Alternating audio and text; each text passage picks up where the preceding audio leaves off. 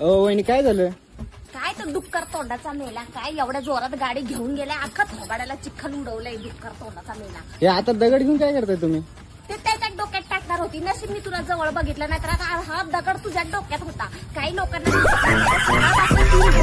ए चल बरं, वहिनी आलं ते खाली आरची वहिनी. वहिनी काय झाले? हातात दगड आहे तुमच्या? अहो भाऊजी काय सांगू, काल माझ्या नवऱ्याला कुत्रं चावलं. अरे बापरे. अरे बापरे, काय म्हणजे अर्धवटच ते कुत्रं चावून गेले. डुक्कर तोंडाचा पूर्ण तरी चावला असता म्हणजे हा गप घरात बसला असता, दारू बिरू सगळं बंद, 5 इंजेक्शन घेऊन. तुम्हाला काय वाटतं असं अर्धवट त्या कुत्र्याने काढलं सोडलं पाहिजे? तुम्ही जा त्या कुत्र्याला मारा. बायको गोड असेल तर आयुष्याचा मुरंबा होतो आणि तिखट असेल तर लोणचं होतंय, पण नवरा गोड असो तिखट असो खारट असो त्याची मात्र चटणीच होते. सुने, तुला मी गॅरंटीने सांगतो, तुला इंग्लिश थोडी सुद्धा येत नाही. ते कसं काय? मी तुला इंग्लिश मध्ये बोलतो, त्याचं उत्तर तू इंग्लिश मध्येच द्यायचं. हा बर.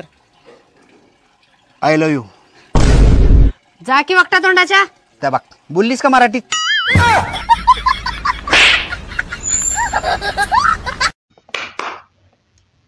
का सोनुष पप्पा?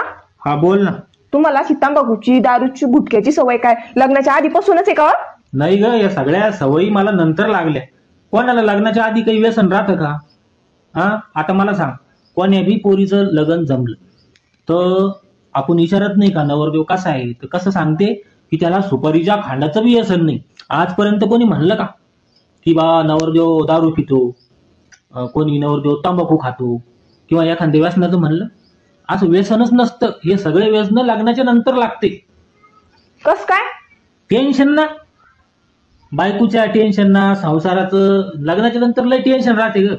त्याच्यामुळे माणूस त्या व्यसनाच्या आहारी जातं, व्यसनाकडे वळतं. ते जर कोणा लग्न नाही केलं तर कोणालाच व्यसन नाही राहणार, असं आहे ते.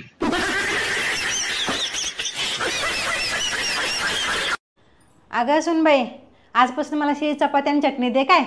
अहो सासूबाई, आपल्या घरात सकाळ सकाळी सगळं ताजं बनते की, मग शिळं खायची काय गरज आहे?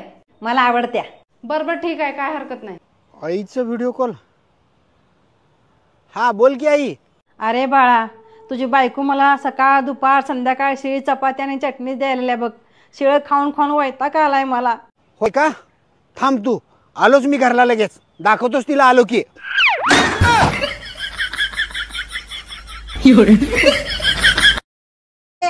ए भाऊ, ये मला दादा, ए भाऊ, ए भाऊ, लाडका दादा वय, ए भाऊ, ए भाऊ, ए लाडका दादा, चांगला दिसते का तू?